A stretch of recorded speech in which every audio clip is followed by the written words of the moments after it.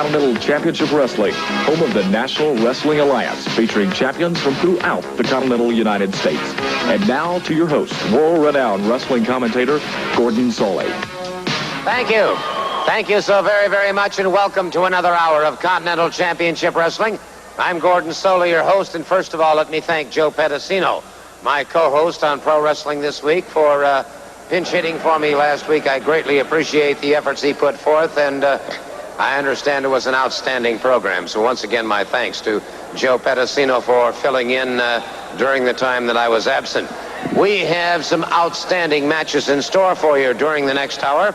We're going to be seeing a Continental Championship match. The Mystic, Kevin Sullivan, going up against the Bullet. We're going to be seeing a Southeastern title match, the Hustler Rip Rogers, going up against a man from Canada who has a streak going of 51 consecutive victories. In addition to this, we'll be seeing Jerry Stubbs and the Dirty White Boy in action. We'll be talking to and watching Tom Pritchard and much, much more.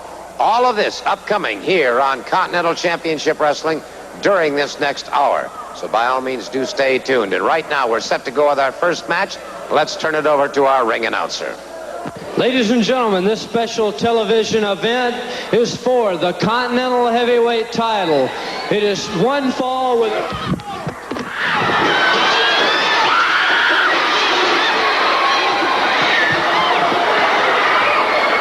We've got a brawl breaking out here before anything ever got started. We've got some real problems down there as Scott Armstrong has been horribly abused by Kevin Sullivan, and now the Bullet is caught up with Kevin Sullivan.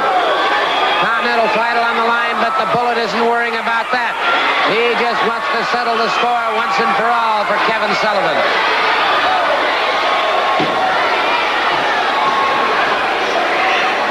This match has never gotten into the ring, but it is now. The Bullet charges in there, catches Kevin Sullivan, catches him again. And that mask that Sullivan is wearing is taking its toll on the hands of the Bullet. No question about that. Caught him in those quadriceps femoris muscles. Caught him on the chin once again, and Sullivan backing away. The Bullet uncorks another one. Now it's Kevin Sullivan. Now look at Steve Armstrong outside the ring. The New Guinea headhunters are after him. Scott Armstrong is out. No question about that. He caught it with that steel chair administered by Kevin Sullivan. And we've got total bedlam and chaos now. The Bullet. Now, Steve and Scott are both down. So the Armstrong's in serious trouble, but the Bullet carrying on. The count is on. And the Bullet executing those chops with absolute precision. Now Steve Armstrong back in action. The Bullet charges back into the ring. In the upper left-hand corner of your screen, it's the Bullet. A series of powerful blows to the head and to the face of Kevin Sullivan. Sullivan retaliates. A boot into the upper thigh of the Bullet.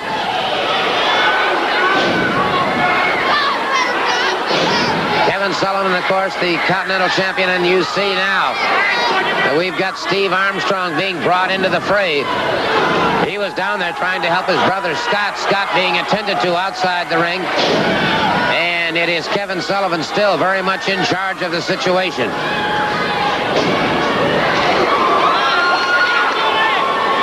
A chop into the throat of Steve Armstrong by the New Guinea headhunters as they are having a field day now on Steve Armstrong.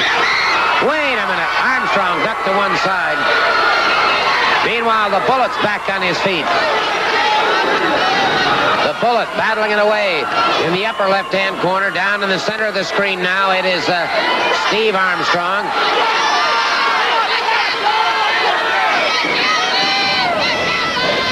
Off the ropes. Caught up. The Bullet gets the pinfall. The Bullet gets the pinfall. And the thousands jamming Boutwell Auditorium erupt into one gigantic roar. The Bullet has taken the Continental title, but they are not done with the Bullet yet. Steve Armstrong trying to move into the ring.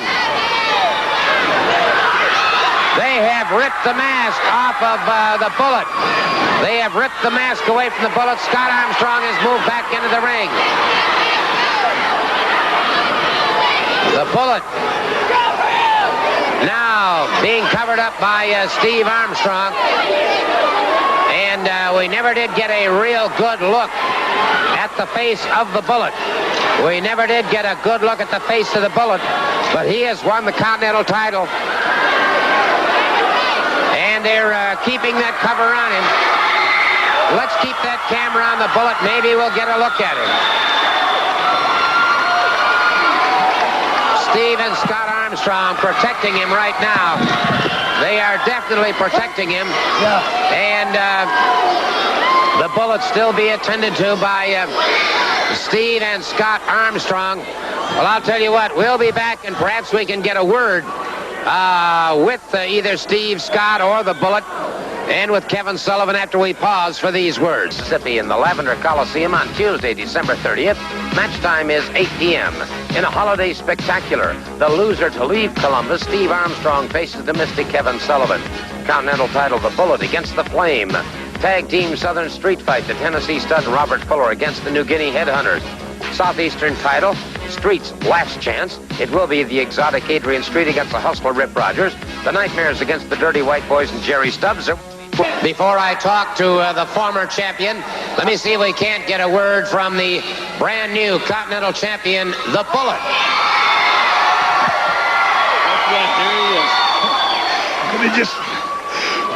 Let me say this. Don't worry about it, Bullet. Just save your breath, brother. Kevin Sullivan, it's all coming to an end, you mystic son of a gun, you. Somebody is going to leave town. I don't care if it's me or you, but somebody is, brother. This stuff ain't going to happen no more. But here's the man with the belt. So cry, you baby. Cry, baby. Tell you something. I sent Brad Armstrong packing. Lose or leave town match. Continental rematch with the Bullet. Who's your old man? I just showed the people. Your skinny little brother trying to be an announcer. I'm going to tell you this. I'm opening up the gates of hell, Mr. Soley. I'm bringing in Abdullah the Butcher. I'm bringing in the Flame. You see this mask that you must ride it around in now belongs to me. The Continental title will be mine again soon. You see, you stole it 2 weeks in a row. And I'll guarantee you this. Before it's over, Mr. Soley, there won't be an Armstrong walking the face of the earth. And if I have any more cute remarks about ex-champions, there may be one commentator that may vanish. We'll be back. Television event is for the Southeastern heavyweight title. Now in the ring from Canada, 255 pounds. He calls himself Mr. Dynamo.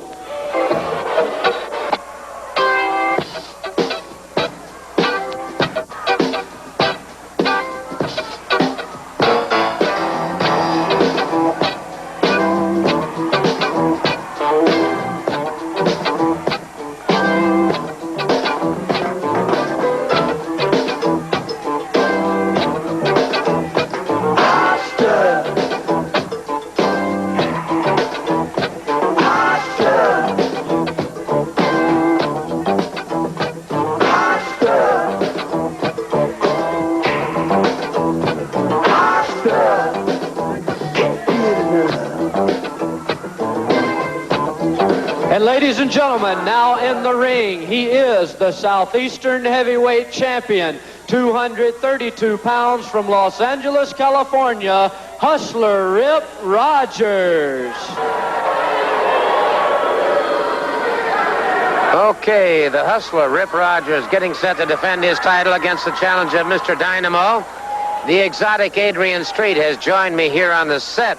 I think before this match gets underway, it should be noted that Miss Brenda Britton has been reinstated, and yet she is rather conspicuous by her absence. Exactly what I was going to say, Gordon.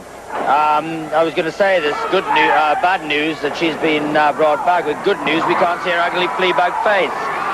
But very often with these type of people, that's exactly when you need to worry, is when you can't see them.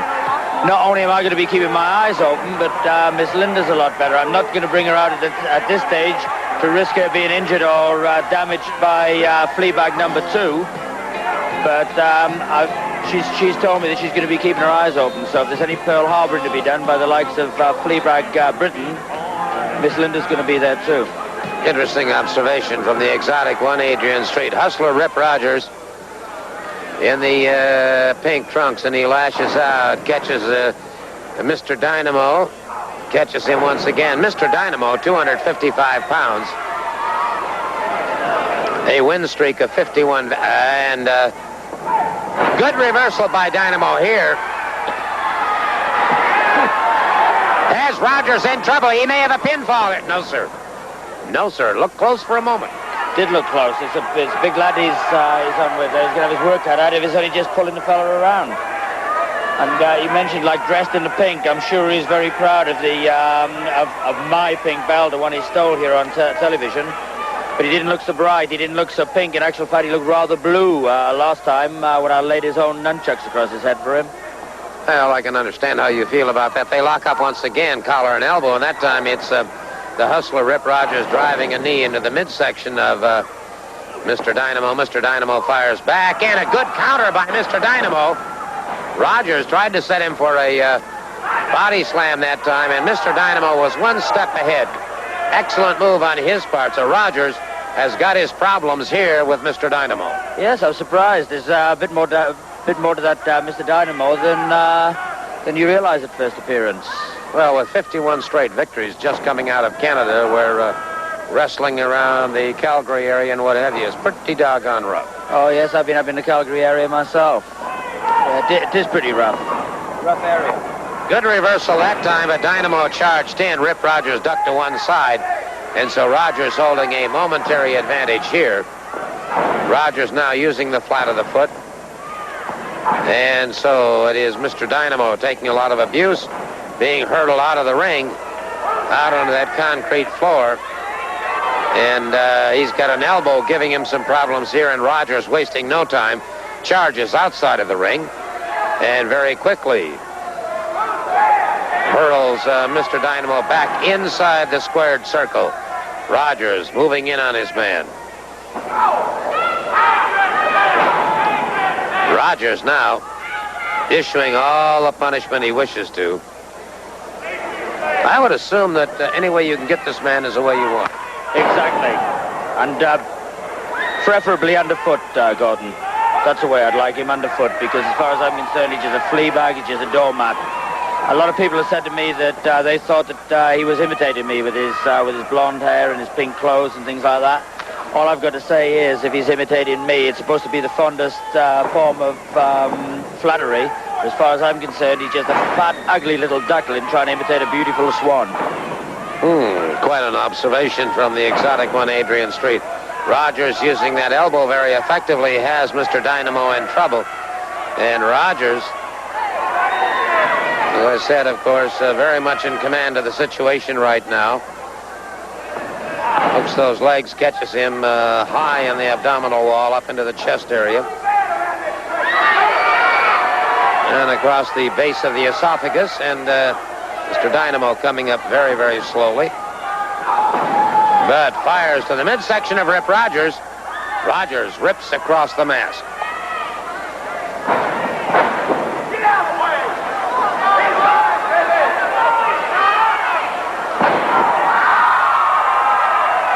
Rogers delivering some punishment that time, but Dynamo fires back. Dynamo catches him again, and Dynamo now determined to put this man Rip Rogers away. He wants that title. Bottom of the beautiful lariat coming off the ropes. Mr. Dynamo has Rogers in trouble. Rogers powers out at the last second. That was close. I thought for a second I was going to have to run down the ring and issue a challenge against Mr. Dynamo.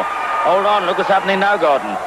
And it is Mr. Dynamo up on that second ring rope. He dives down.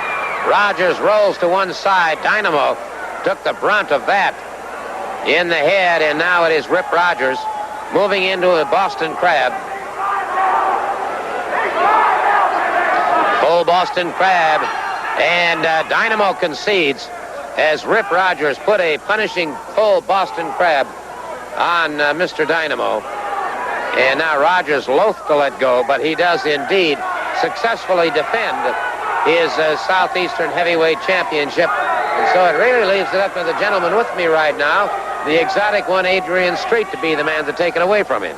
That's a very effective hold, actually. The Boston Crab. It was made famous in Britain by a guy called Burrhead. He was only 5'6" tall, but weighed over 300 pounds. They used to call him Killer Azerati. He was a British Empire champion. Very tough person to contend with. Had that low center of gravity, and once he got the crab on the man and bent him backwards, it was over. Oh, it was absolutely. They didn't call him Killer for nothing, and that was his favorite hold.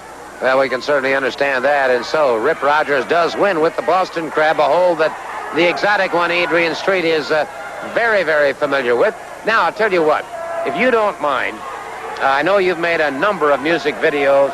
We have been inundated with letters and cards and telephone calls requesting that we play another one of your videos. Do you mind? Oh, charmed, my dear Gordon, charmed. All right. I'll tell you what, let's do then.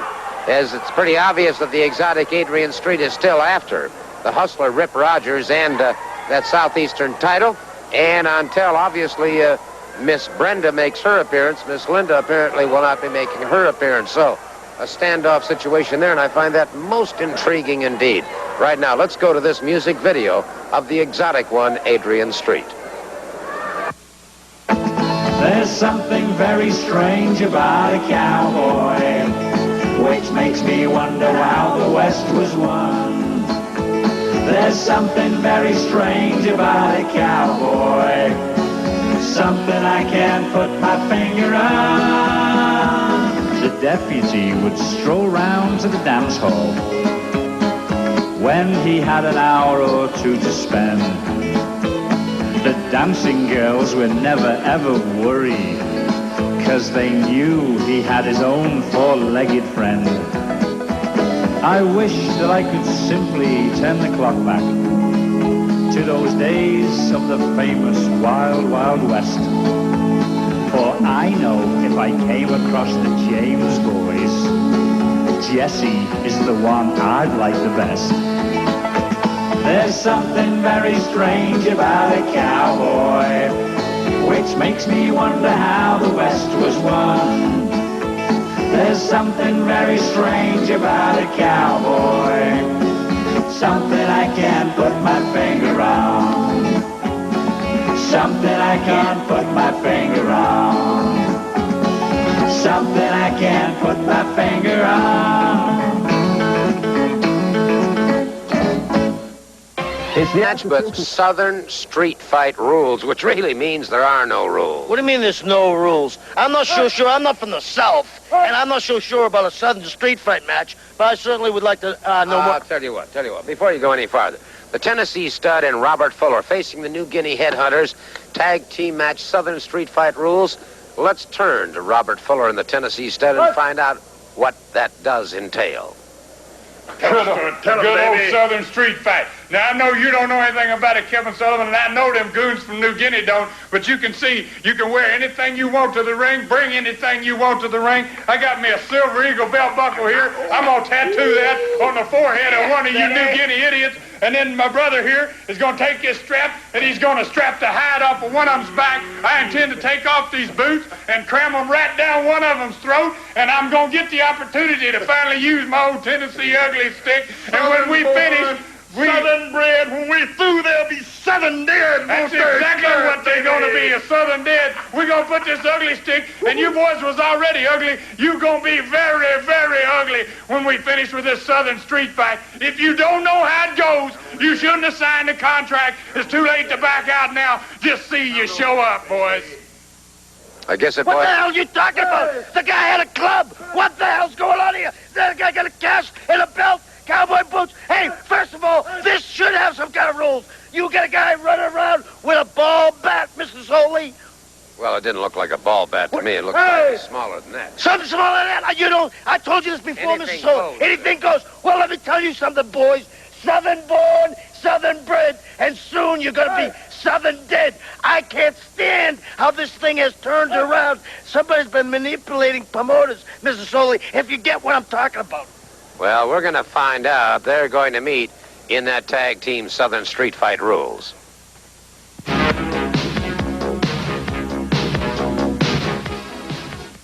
Ladies and gentlemen, this special television event is one fall with a 15-minute time limit. Now in the ring, 225 pounds from Montgomery, Alabama, Burrhead Jones. And his partner, making his start in professional wrestling, 220 pounds from Savannah, Georgia, Mr. Gene Williams.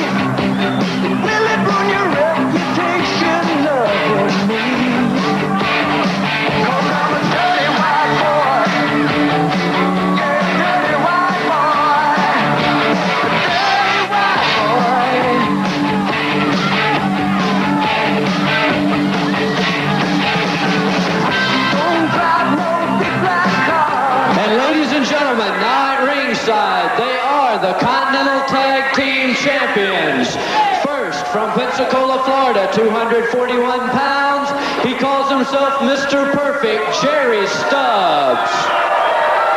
His partner, from Bucksnort, Tennessee, 232 pounds, the Dirty White Boy. Okay, the Dirty White Boy and Jerry Stubbs going up against Burrhead Jones and Gene Williams. Now, Gene Williams in the orange trunks, you might recognize. Gene, of course, has been an official here on Continental Championship Wrestling for these many months. He is an aspiring professional competitor, has been really itching to get a chance to get into the squared circle as a professional competitor. And so tonight he is making his debut as a professional wrestler. And 222 pounds, actually, out of Savannah, Georgia. He moves outside of the ring, and it will be Jerry Stubbs moving out against Burrhead Jones. Have to admire this young fellow, Gene Williams, because there is a great, great transition from an official when you can really, in a sense, utilize that black and white striped shirt as a measure of protection. Tonight, there's no shirt, just a pair of orange trunks, and his only protection will be his own capabilities in the ring. The Dirty White Boy taking quick advantage of Burrhead Jones. Burrhead Jones in a good reversal here. The Nightmares have joined me, and obviously they're picking every opportunity they can to scout this team of Jerry Stubbs and the Dirty White Boy.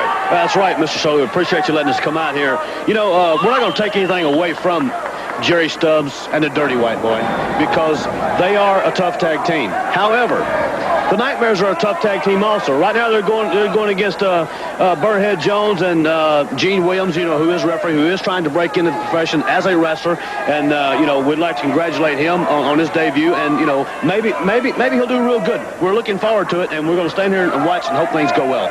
Well, fair enough. Some very encouraging comments here from the Nightmares right now, though. Mr. Perfect Jerry Stubbs tying up that leg of Burrhead Jones. Jones back to his feet. And it is Stubbs making some sort of complaint to the referee. To no avail, I might point out. Exactly, as he always does. You know, every opportunity they get, they're going to gripe about something. You know, just a little background, Mr. Sully, to all the wrestling fans out there who are watching the program. Several weeks ago in Knoxville, Tennessee, we had a match, and the match was videotaped. We were in a tag team tournament. We wrestled several times. We made it to the finals, and we wrestled Jerry Stubbs and the Dirty White Boy in the finals for the Continental Tag Team titles. Well, as I said earlier, the match was videotaped. However, that videotape has mysteriously disappeared. We don't know what happened to it. And what happened was they did, in fact, get a pin on one of us, but also, what they have not told, we got a pin on one of them. Pardon me a minute. Good leapfrog by Williams. And a good arm drag takedown. Gene Williams acquitting himself extremely well here against Tony Anthony, the dirty white boy. And I'll tell you what, your comments earlier may be prophecy in the making, because Mr. Williams is looking extremely good against this pair. Yeah, very good. That was a fantastic move he just made for a young guy breaking into business. That was a fantastic move. And, you know, getting back to the mysteriously disappearing tape, we did, in fact, have one of the champions now pinned.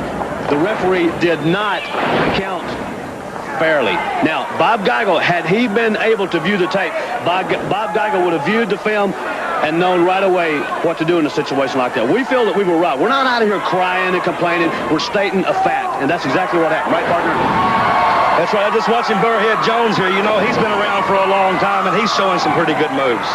Right now, he's retaliating against Stubbs. Caught him with a good arm drag takedown once again. Beautiful. Burrhead Jones looking very much in control of the situation. And Mr. Perfect decides to leave the ring and think it over. And Burrhead Jones giving him a small expression of his feeling. Yeah, the Chrome Dome connection was just getting theirs, right? No question about that. Hey, Gordon, I'd like to congratulate the Bullet on winning the Continental title earlier in the program. Well, congratulations are certainly in order for the Bullet. He did win the Continental Heavyweight Championship, and our congratulations to him. Well, we have a second here, too. I certainly want to say a special hi to Mr. and Mrs. Dukas in Gatlinburg. We sure hope that Mom Dukas is feeling a lot better now. And anyway, our special hi to the two of them.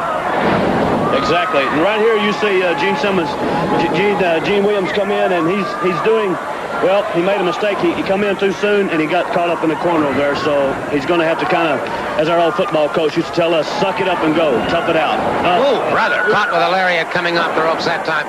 That's where the inexperience took over. And an Irish whip into the ropes. That momentum carried him back into the center of the ring, and the dirty white boy was quick to take advantage of that situation.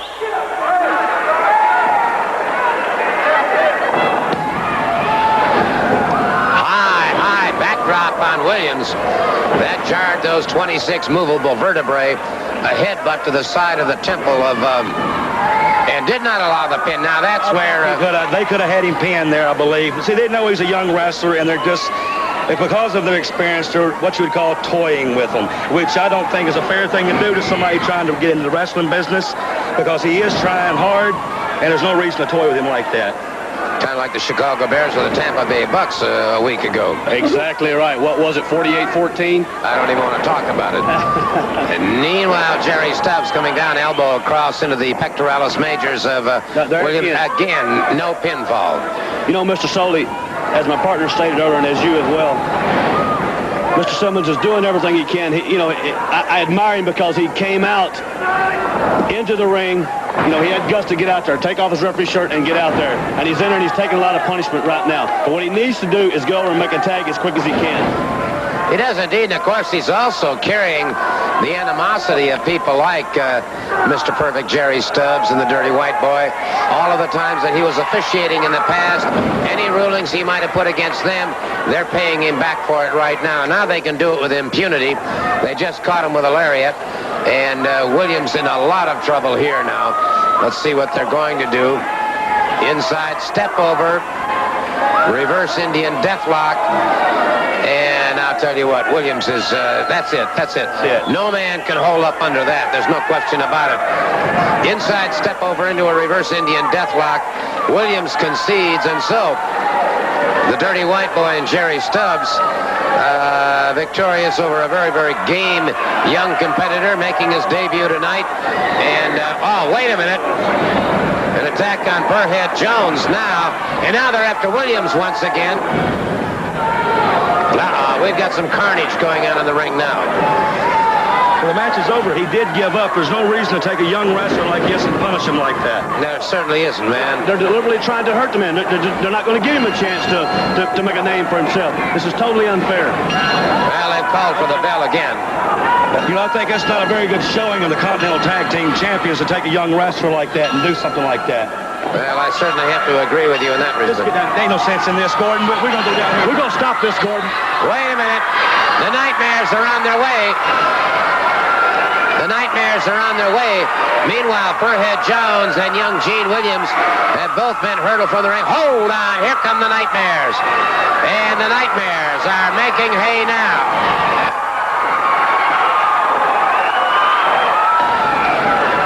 The Nightmares exploding with everything they've got against Jerry Stubbs, Mr. Perfect, and the Dirty White Boy.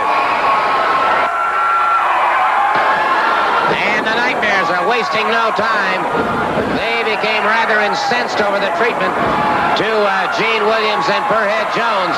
And so the Nightmares continue to wreak havoc, if you will. All right, Tony Anthony trying to better himself here. Referee Roy George trying to restore some kind of order. But look at the Nightmares. High vertical suplex. Beautiful high vertical suplex by the Nightmares. And now the Nightmares in some great double teaming here as the Dirty White Boy, Tony Anthony, tries to even things up. And so we've got a second match going on right now. The Nightmares against the Dirty White Boy and Mr. Perfect Jerry Stubbs, and the Nightmare caught with a headbutt driven through the ropes. Hung up in those ropes, if you will. And we're going to have to get some kind of order restored here.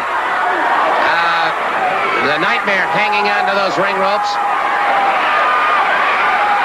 Double teaming. Wait a second. Here comes a second Nightmare. And, well, we've got another, as I said, Pier 6 brawl going on.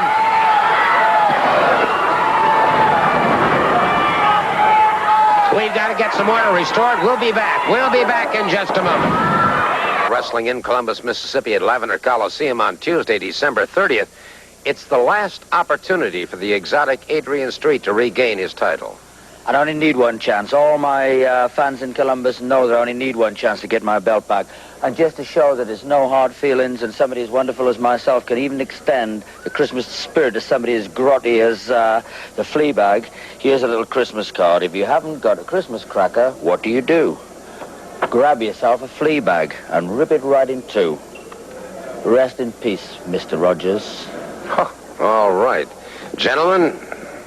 You know, Mr. Soley, it's a crying shame Mr. Dirty White Boy and Jerry Stubbs have to treat a couple of fine athletes that was just breaking into professional wrestling. So Ken and I had to go down and try to get the situation straight, and we got into a wild fight. You know, the last time we were in Columbus, we had a 30-minute time limit, and we fought those boys right down to the wire. And if we'd have had 2 more minutes, I guarantee we'd have beat them right there. Well, this time, no time limit. If it goes all night, we will be there, and we will beat you. Let's listen to these comments. Columbus, Mississippi, baby. Tuesday, December 30th. Street. Everybody in Columbus, Mississippi knows I'm the honorary mayor of that town. I'm the most popular man in that town, and this is your last chance. It's going to be in Columbus, Mississippi, and I'm going to retain my Southeastern belt. You're a little early, boys. Let me tell you something about Columbus, Mississippi. You know, they're over there ratting and raving about they took us to a 30-minute time limit, which they thought was an hour. Well, they ought to read their contract before they sign it. Well, let me tell you something, Smurfs. We're coming back to Columbus, Mississippi, and I don't care about you kids out of school. You better bring your lunch, because it's going to take you all night to get it done. That's in Columbus, Mississippi, and I'll guarantee you one thing. If you're looking for top-flight wrestling action, you'll find it only with Continental Championship Wrestling. We'll see you in Columbus. Tom Pritchard, at points in his life, has been one of the most controversial athletes that professional wrestling has ever seen. However, recently in Knoxville, Tennessee, things have really become interesting. Gordon, it's become interesting for one thing and one thing only. I've been wrestling Roy Lee Welch all over this area, and nothing seems to be getting settled. So it seems to me, and it seems to Roy Lee Welch, there's no other way to settle it except for one of us to either get out of the picture completely or to injure somebody so we can't wrestle again. And in my opinion, I underestimated Roy Lee Welch more than I should have at any time in my career. First of all, I underestimated his guts and his brains to maneuver something like he did in Knoxville, Tennessee. And if we could roll that tape, I'll show you exactly what. All right, I'll tell you what. Let's go to Knoxville, Tennessee right now.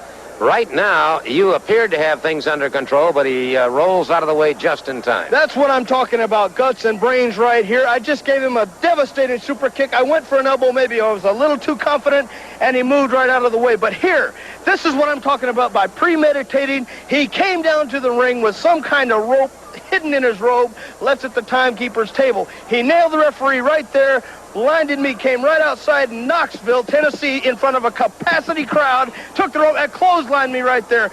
This is how I know it was premeditated. There wasn't just some rope laying around the ring. He had it all the way through. Now, if you'll watch right here, he's going to try and hang me with it to try and get me out of wrestling, so he knows there's no competition for the United States Junior Heavyweight Championship.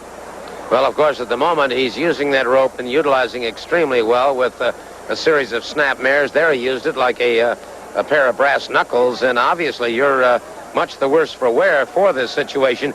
Roy Lee Welch, of course, is a second-generation, well, actually a third-generation wrestler, so he's got tremendous background. Third, first, it doesn't matter what generation he is. What matters right now is the man's tying me up in the ropes, and that's why I got this bull rope right out here with me. If he wants to play with ropes, he wants to tie somebody in a rope or tie me in the corner, it doesn't matter to me anymore, Roy Lee. This is where he's trying to put me out of wrestling, just like he was injured, where I would have to put up the belt due to an injury some way.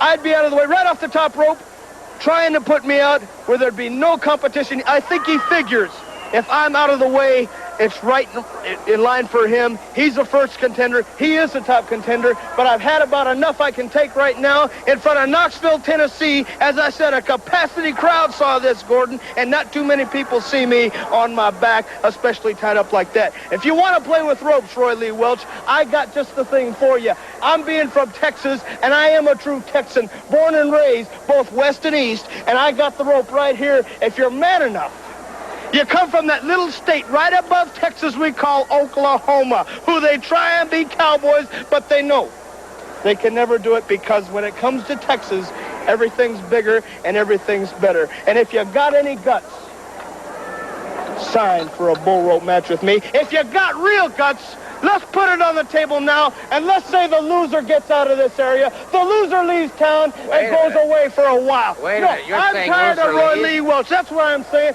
I'm saying sign it in a bull rope match or loser leave for the United States Junior Heavyweight title. It doesn't matter to me anymore, because I've had it up to here, and I'm through with Roy Lee Welch. One way or another, I'm going to show everybody in this listening area that I am the United States Junior Heavyweight Champion, and I can take that thorn out of my side from Oklahoma and do away with him once and for all. Well, there you see it, the U.S. Junior Heavyweight Championship belt. This is the point of controversy.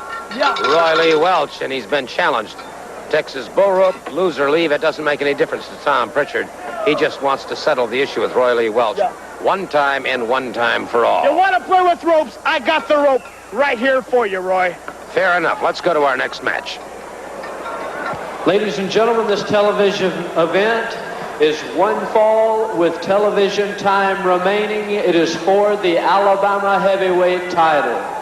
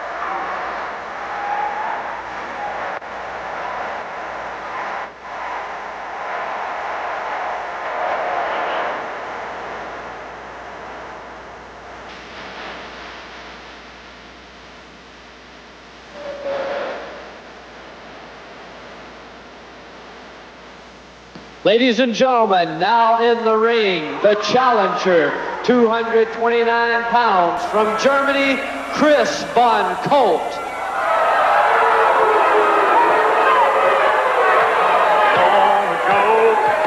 If heaven ain't a rotten like Dixie, I just as soon stay home.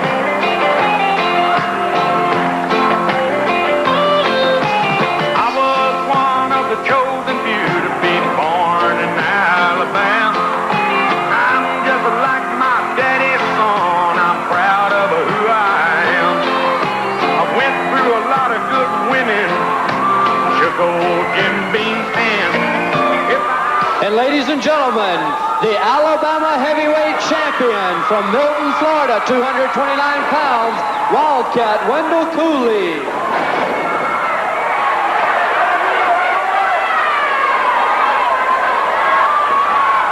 Well, Cooley caught before he could even really get into the ring.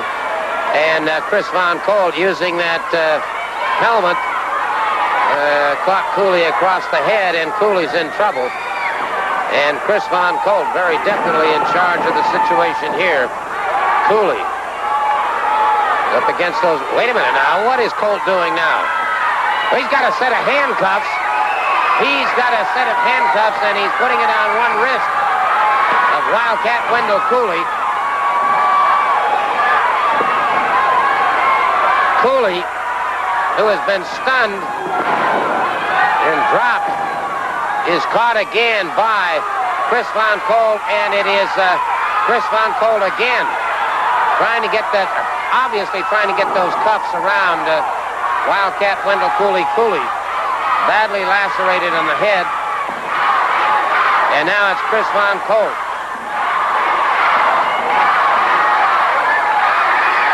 Well, he is obviously now attempting to handcuff him to the turnbuckle, which apparently he has done. And the referee knocked to one side. Kris Von Colt using that chain now.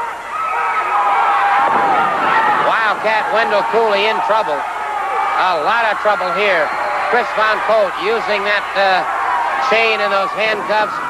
Now hurdles the referee out of the ring. Colt and Cooley trying to get a head of steam going here. He is caught again in the head by Kris Von Colt. And we've got a host of problems here. Von Colt now adding further injury. Wait a minute. Well, Von Colt stealing the belt. This match has never really gotten underway. This match has never really gotten underway. Tom Pritchard was there. Kris Von Colt stole the belt. There you see him trying to get that belt back. Cooley still handcuffed. And we're going to have to get an officer of the law. There goes Colt out with the belt.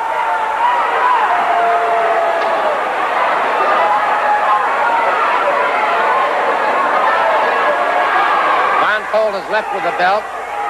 Cooley bleeding rather profusely from the head.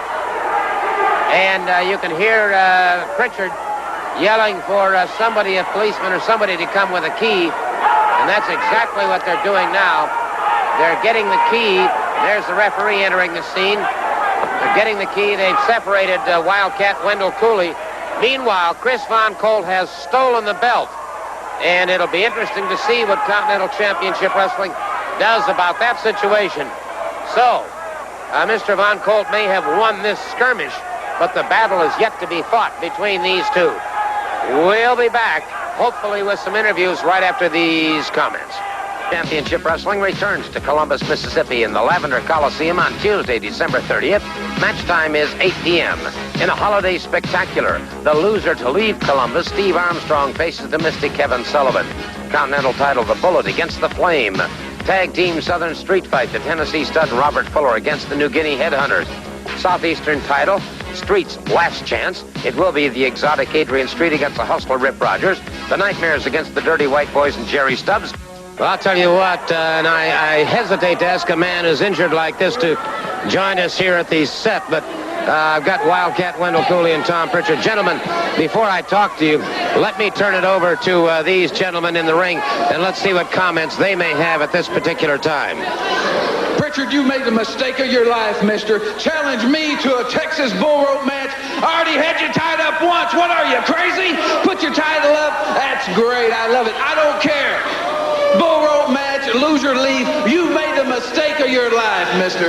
Let me say this. I know Kris Colt stole the belt. The same thing happened to me last week. I'm sorry it happened, Wendell Cooley. I don't usually act this way. Kris Colt doesn't act this way. He's on serious medication. I had to rush him to the hospital. The belt is gone. The belt, he has left the building, and I'm glad to see a Southern-born boy bleed. I didn't know you bled red. Well, he stole the belt. Well, the first thing I want to know where my belt is. And I'll tell you what, he may have left the building with my belt, but we've got some championship matches signed, and he'll have to show up with the belt. And I want to tell you, when I get to the building, you won't see me with my damn cowboy boots on, and I won't be playing no Hank Williams Jr. music.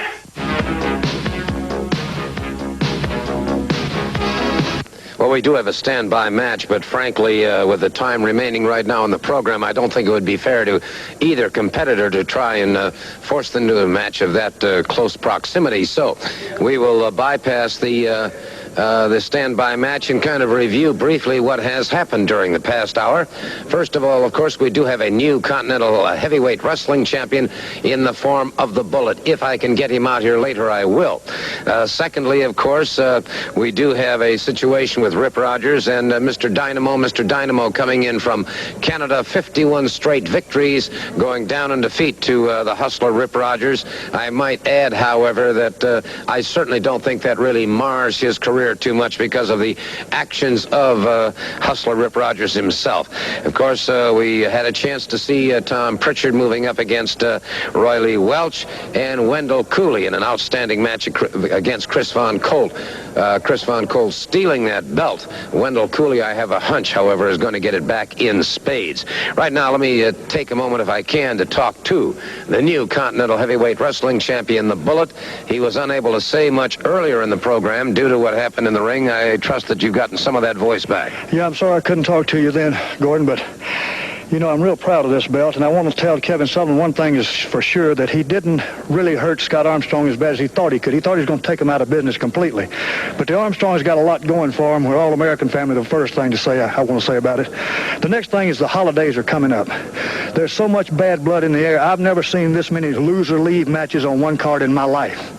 Now, Steve Armstrong, a very dear friend of mine, is signed for one. Kevin Sullivan couldn't be leaving. A lot of people you're seeing before the holidays won't be here after the holidays. Now, I hear that Kevin Sullivan is sending Abdullah the Butcher, who we know is a madman. The Flame, who has hated my guts, and I've hated his for years. There's going to be a lot of new faces, a lot of faces leaving. But this will be a holiday season to settle more personal arguments than any holiday season this man has seen in his entire career. A lot of people won't be here. But as you saw, Kevin Sullivan, you took me down hard, but I'm still standing here, and when it's all over, you'll find the Armstrong